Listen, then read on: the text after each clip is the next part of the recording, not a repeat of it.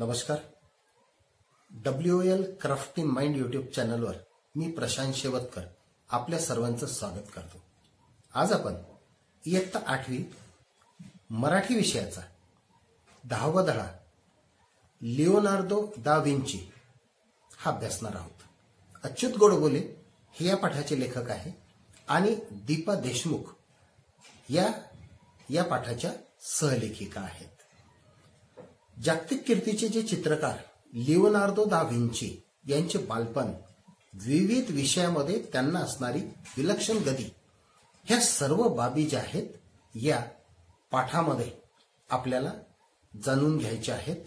आणि हा पाठ किशोर या मासिकातून मे 2017 साली प्रकाशित झालेला आहे, तो आपण घेतलेला आहे. तुम्हाला माहिती आहे युरोपमध्ये इटली नावाचा देश आहे आणि या इटली नावाच्या देशामध्ये उंचच उंच पर्वतरांगा आणि त्या पर्वताच्या उतारावर एक छोटंसं गाव ज्याचं नाव विंची हे आहे आणि खळखळ वाहणारी निळशार पाण्याची नदी आर्नो ही इथून बाजूला वाहते. दुसरीकडे मोठमोठे खडकच खडक असं या निसर्ग सुंदर वातावरणामध्ये 15 एप्रिल 52 रोजी पिएरो आणि कॅटेरिना यांच्या पोटी लिओनार्दो दा विंची यांचा जन्म झाला. लहानपणी लिओनार्दो डोंगर दऱ्यातून मनसोक्त भटकला. निसर्गात जन्म झाल्यामुळं नैसर्गिक वातावरणात जो परिसर होता त्या परिसरात त्यांचा जन्म झाल्यामुळं त्यांना चित्रकला, संगीत, पक्षी, प्राणी, गणित आणि विज्ञान, एकूणच कसं तर निसर्गाबद्दल अत्यंत कुतूहल त्यांच्या मनामध्ये होतं. लहान असताना त्यांना चित्र काढायची फार आवड होती आणि त्यांचे वडील त्यांना सारखे म्हणायचे, अरे कशाला चित्र काढतोस, असं ते त्यांच्या भाषेत त्यांना म्हणायचे. पण ते कधीही त्यांच्यावर रागवले नाही. पुढे पुढे लिओनार्दोला चित्र काढणं हे आवडायला लागलं आणि आपली चित्र खरीखुरी वाटली पाहिजे म्हणून लिओनार्दोनी त्यावर वेगवेगळे प्रयोग करायला सुरुवात केली. मग यासाठी त्या प्रयोगासाठी काय करायचे ते जंगलात फिरायचे. पाली, सरडे, साप, वटवाघूळ आणि काय काय ते गोळा करून आणायचे आणि घरी आणल्यावर त्याचं निरीक्षण करायचे. या निरीक्षणामागचा त्यांचा हेतू होता की जे चित्र काढतो आपण त्या चित्रामध्ये स्पष्टता असावी, त्या सर्व प्राण्यांचे गुण त्या चित्रामध्ये दिसायला हवेत, त्यांचं बाह्यंग दिसायला हवे, हा त्यांचा मानस होता. 10 ते 12 वर्षाचे असताना लिओनार्दो वडिलांबरोबर फ्लोरेन्स शहरात राहायला गेला आणि त्यावेळेला फ्लोरेन्स नावाचं हे जे शहर होतं इथे बुद्धिवंत चित्रकार, शिल्पकार, कारागीर, व्यापारी, श्रीमंत लोक, तत्वज्ञ अशी बरीचशी मंडळी या फ्लोरेन्स या शहरामध्ये होती. आणि वयाच्या 14व्या वर्षापासून तर 27व्या वर्षापर्यंत लिओनार्दो व्हेरोशिओ हे त्यावेळेचे विख्यात चित्रकार यांच्याकडे त्यांनी 27व्या वर्षीपर्यंत चित्रकलेचं प्रशिक्षण घेतलं. आपण घेतोय ना शिक्षण वेगवेगळ्या प्रकारचं, त्याच प्रकारचं शिक्षण त्यांनी त्यांच्याकडून घेतलं. त्यांचं नाव होतं व्हेरोशिओ. आणि मग चित्रकलेशिवाय सुद्धा बऱ्याचशा गोष्टी आपल्याला आत्मसात झाल्या पाहिजे म्हणून त्यांनी खूप प्रयत्न केले. गंमत म्हणजे लिओनार्दो यांच्या वहीमध्ये वर्गमुळाचा गुणाकार कसा करायचा हे ल्युकाकडे शिकून घे असं स्वतःला सूचना दिल्यासारखं काय काय त्यांनी लिहून ठेवलेलं होतं. म्हणजे काहीतरी शिकण्याची आवड त्यांच्या मनामध्ये खूप होती आणि ते ज्यांना येतं त्यांच्यापासून शिकावं ही पण त्यांची मानसिकता होती. त्यांना गणित आणि तंत्रज्ञान हे विषय सुद्धा आवडायला लागले होते. हे विश्व कसं निर्माण झालं, प्रलय का आणि कसा होतो या प्रश्नांची उत्तरं शोधण्यासाठी त्यांनी खगोलशास्त्राचा अभ्यास केला. दुर्बिणीतून पाहतानाचे चित्र वगैरे आपण पाहतो ना, तर त्या खगोलशास्त्राचा अभ्यास सुद्धा त्यांनी केला. अँटोनिओ देल पॉलिओला शरीर रचनेचा अभ्यास करणारा आणि मृतदेहाचं विच्छेदन करणारा पहिला चित्रकार म्हणून ओळखत असत. त्याच्या स्टुडिओमध्ये जाऊन लिओनार्दानी शरीराची स्नायूच्या रचनेची माहिती करून घेतली. ही माहिती करण्यामागचा त्यांचा उद्देश हा होता की ज्या व्यक्तीचं आपण चित्रण करतो त्याच्या त्या स्नायूची स्पष्टता, विचारांची स्पष्टता, ह्या सर्व गोष्टी चित्रामध्ये आल्या पाहिजे. म्हणून एवढ्या बारीक सारीक बाबींचा त्यांनी अभ्यास केलेला होता. आणि चित्र काढताना अवयवाचं प्रमाण आणि त्यांची रचना याच्या गणितीय पद्धतीनं ते नोंदी करायची आणि नोंदी करून मग त्याचं रेखाटन करायचे. लिओनार्दोंना शिल्पकलेपेक्षा चित्रकलेची जास्त आवड होती आणि चित्रकलेचा दर्जा श्रेष्ठ असल्याचे ते मानत होते. म्हणून शिल्पकला यांत्रिक असून मेंदूला कमी ताण देणारी असते आणि शिल्पकार दगडातला नको असलेला भाग काढत राहतो, पण चित्रकार चित्रातल्या जागा हव्या असलेल्या गोष्टींनी भरत राहतो.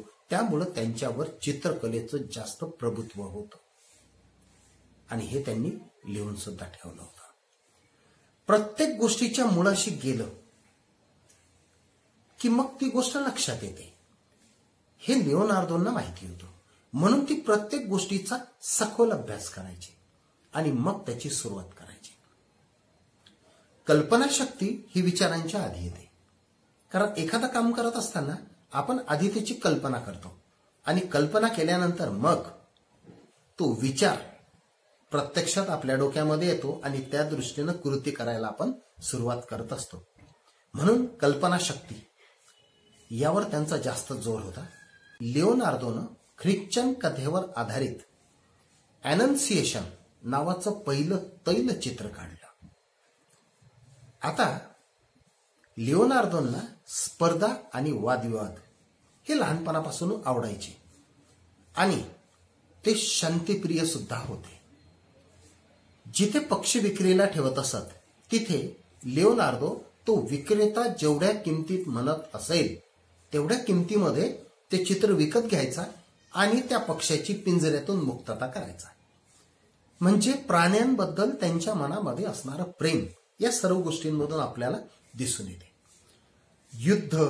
युद्धामुळे मग रक्तपात होतो, ह्या सर्व गोष्टी त्यातून मनुष्यहानी होते याचा त्यांना प्रचंड तिटकारा होता.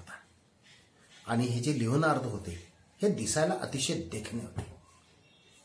उठावदार गुलाबी रंगाचे कपडे घालणं, टपटीत राहणं हे त्यांना खूप आवडायचं आणि त्यांचा आवाज सुद्धा खूप सुरेल होता बरं का. आणि त्यामुळं ते जेव्हा गायला लागायचे तेव्हा लोक मंत्रमुग्ध होऊन त्यांचं गायन ऐकायचे. ल्यूट नावाचं जे तंतुवाद्य होतं ते वाजवण्यात हे अतिशय वाकबगार होते. नेहमी प्रसन्न आनंदी राहणं, सर्वांशी मिळून मिसळून वागणं. तुम्ही वागताय ना सर्वांशी मिळून मिसळून, तसंच ते सुद्धा सर्वांशी मिळून मिसळून वागायचे. लिओनार्दोची सर्वोत्कृष्ट समजली जाणारी आणि जगभरात प्रचंड गाजलेली कलाकृती म्हणजे मोनालिसाचं चित्र. 1503 ते 1505 अशी तब्बल 3 वर्ष लिओनार्दोनी या चित्रावर काम केलं आणि हे चित्र मोनालिसाचं त्यांनी काढलं.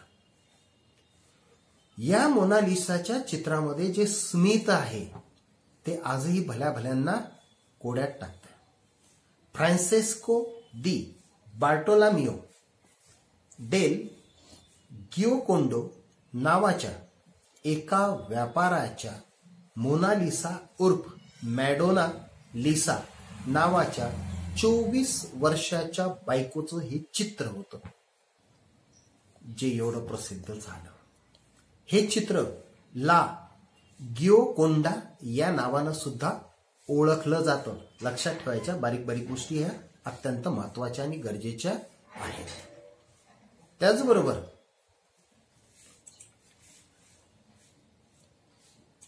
लिओनार्दो यानं मोनालिसा हिला मॉडेल म्हणून बसून राहण्याचा कंटाळा येऊ नये आणि तिचं मन रमलं पाहिजे म्हणून हे चित्र काढत असताना आजूबाजूला गायक आणि वादक सुद्धा ठेवले होते असं म्हटलं जातं. इतक्या वर्षानंतर मोनालिसाच्या डोळ्यातली ओलसर चमक, तेज अचंबित करणार आहे. मोनालिसाचं हे चित्र आज पॅरिसच्या लुव्र संग्रहालयात आहे. लक्षात ठेवा. लिओनार्दो दा व्हिंची कोण नव्हता. तो एकाच वेळी चित्रकार होता, शिल्पकार होता, वास्तुशास्त्रज्ञ होता, शरीरशास्त्रज्ञ होता, गणिती होता, वैज्ञानिक होता, संशोधक होता, लष्करी अभियंता होता, साहित्यिक होता, संगीतकार होता, नेपथ्यकार सुद्धा होता, लेखक सुद्धा होता, तंत्रज्ञही होता आणि तत्वज्ञ सुद्धा होता. एवढ्या सर्व भूमिका एक सोबत निभावणारा एक मोठा कलावंत होता. लिओनार्दोनं काढलेला Madonna on the Roxx, last सपर आणि मोनालिसा या मोजक्या चित्रांना त्यानं इतक्या पद्धतशीर काढलेलं होतं की त्याचं नाव जगात अजरामर झालं. असं मराठीत म्हटलं जातं, मरावे परी कीर्तिरूपे उरावे. याहीपेक्षा भन्नाट कामगिरी या लिओनार्दो दा व्हिंची यानं करून दाखवली होती. त्याची ही 3 चित्र त्यावेळेला सोशल मीडिया नसतानाही जगप्रसिद्ध झाली. लक्षात घ्या किती मोठी कीर्ती, किती अप्रतिम चित्रकार असा तो चित्रकार होता. आता या लिओनार्दोनं नुसतं चित्रच काढलं नाही, यंत्र सुद्धा तयार केली बरं का.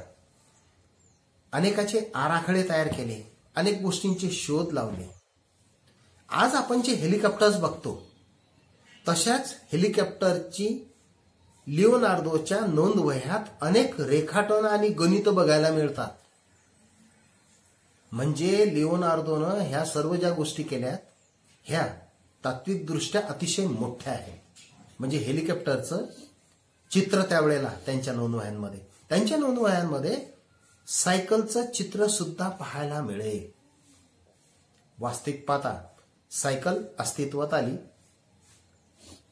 1500च्या नंतर, परंतु तरीही सायकलचं अस्तित्व आजपासून 300 वर्ष आधीचं आहे. परंतु आजपासून 500 वर्ष आधी लिओनार्दोनं सायकलचा सुद्धा आराखडा तयार करून ठेवला होता. यावरून त्यांचं गणित आणि दूरदृष्टी ही आपल्याला स्पष्ट होते. त्यांच्या नोंदवह्याचा अभ्यास करून त्यातले तंत्र समजून घेण्याचे अभ्यासकाचे प्रयत्न आजही चालू आहेत. म्हणजे ते निघून गेलेत, परंतु कीर्तिरूपानं आज आपल्यासमोर उरलेले आहेत. त्यांना काही शोध लावायचे होते, ते नंतर लागले, परंतु त्याच्या रेखाटनांवरून बऱ्याचशा गोष्टी स्पष्ट होतात.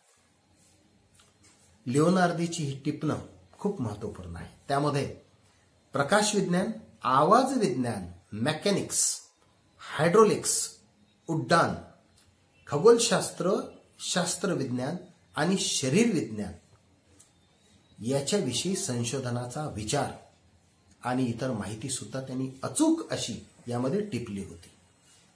त्यांच्या 3500 पानं असणाऱ्या 19 वह्या आजही उपलब्ध आहेत. म्हणजे किती मोठं लिखाण. म्हणजे लिओनार्दो हे नुसतं चित्रकार नव्हते, एक मोठे संशोधक म्हणायला सुद्धा काही हरकत नाही. असं संशोधनपूर्ण लिखाण आणि गणित त्यांच्या त्या वह्यांमधून आपल्याला दिसते. 2 मे 1519 या दिवशी 67 वर्षाचे होते ते. कला आणि विज्ञान या दोनही शाखांचा संचार असणाऱ्या लिओनार्दो दा व्हिंची यांनी जगाचा अखेरचा निरोप घेतला. आपली चित्र, शिल्प, आपण बांधलेल्या इमारती, पूल, आपलं संशोधन हे सर्वच्या सर्व जगासाठी आपल्या मागे सोडून हा व्यक्ती आपल्यातून निघून गेला. परंतु एक मोठा चित्रकारच नव्हे तर संशोधनाला दिशा देणारा एक महान व्यक्ती या दिवशी या निमित्तानं आपल्यातून निघून गेला होता. तो दिवस होता 2 मे 1519. अशा प्रकारे हा धडा इथं संपलेला आहे. माझा हा व्हिडिओ आपल्या सर्वांना आवडला असेल तर कृपया माझे यूट्यूब चॅनल सबस्क्राईब करायला, लाईक करायला आणि शेअर करायला, व्हिडिओ शेअर करायला विसरू नका. धन्यवाद.